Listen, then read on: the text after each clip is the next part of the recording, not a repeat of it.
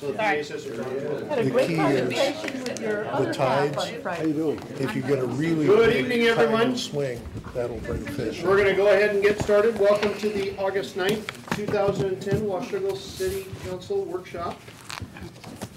We're gonna get started right in. We actually are gonna start with a roll call for workshops as well, because it came to pass that sometimes when staff are listening to the recordings later, they can't tell who's here if you haven't spoken up during the evening, so pretty good point.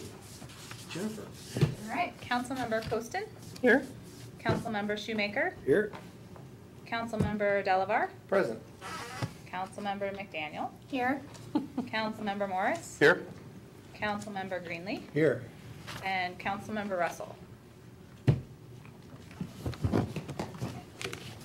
We're at the only point in our workshops now, currently, of where we're taking public comment. So if there are members of the public that have anything for the council, if you would please rise for a moment and give us your name, address, and comments. Mr. Olson. Well, it's gonna take at least 3 minutes. We got And three- I've got handouts for everybody. Understood. I hope that doesn't include the handouts in the 3 minutes. It does, right now. Hush. Be good. And I'm starting to hand these out. I can give you a little preliminary. And, well, I can, yeah. Let's start here with the mayor. And one for you, Ron. Yep. At the last council meeting, I asked the council to consider amending or recalling, I think I used the word recall, but I think I'll change that to amend, the applications to the two senators and to Representative Baird on the, because the data used in the packet to the two senators, the data is incorrect, and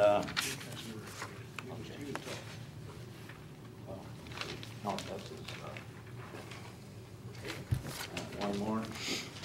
I don't know how many are there. Just you and, okay, one more. The data being incorrect, now you can start your 3 minutes, Mayor. You're already talking.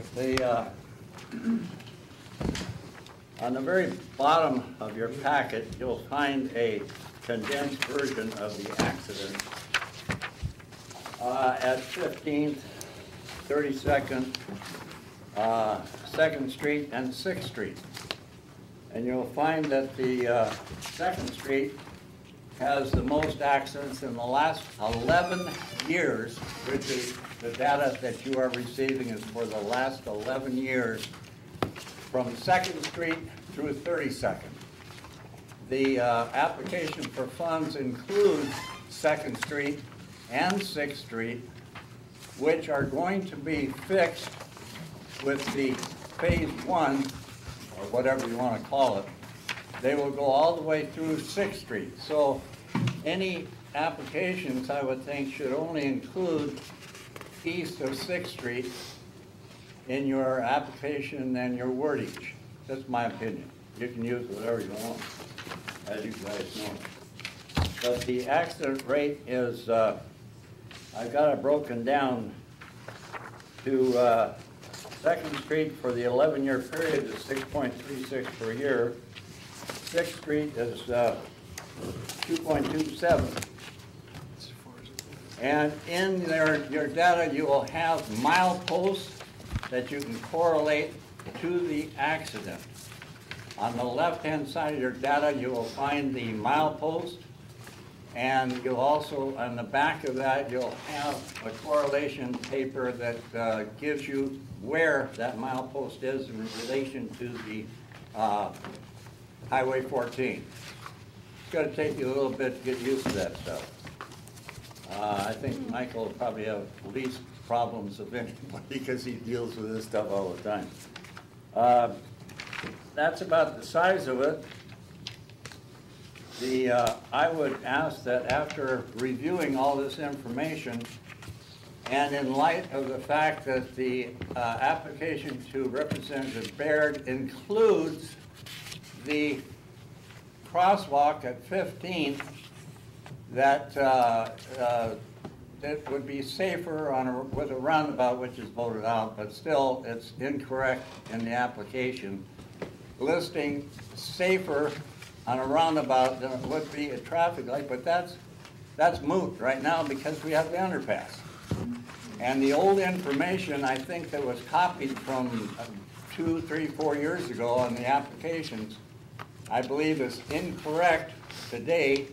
And where they got a 6-year study from WSDOT with 63 injury accidents, 4 fatalities when there's only been 1, from 2nd through 32nd. When you can add up all these and you can pick any 7 years in the 11 that you have the data for, and that will be a heck of a lot more than 63. But if you want to include possible injuries, now you have a whole ton of them. If you only list obvious or serious injuries and deaths, you don't have near as many. So statistics are, you can play with them as you wish. You can pick and choose, do whatever, but I would hope that with the proper data for the last 11 years, that you can at least get the numbers correct, instead of using something that was, I have no idea, Mary Garb, where that came from. Anyway, doesn't matter. Perfect, I think we got the message. You got the message, bye. Absolutely. Any other members of the public? Yes.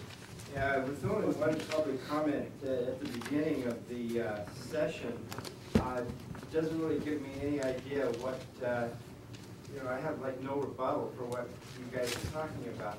And in regards to the discussion item, fire consolidation with Camas, there's nothing in our packet indicating, where that came from or what direction it's going.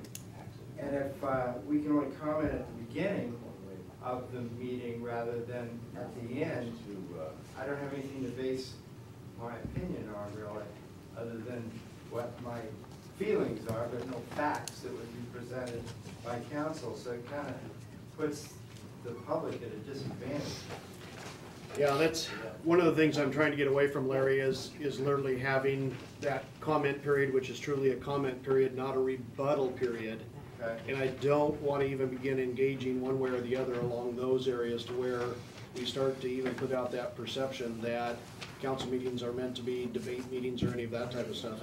They're literally in the workshops or to do the business.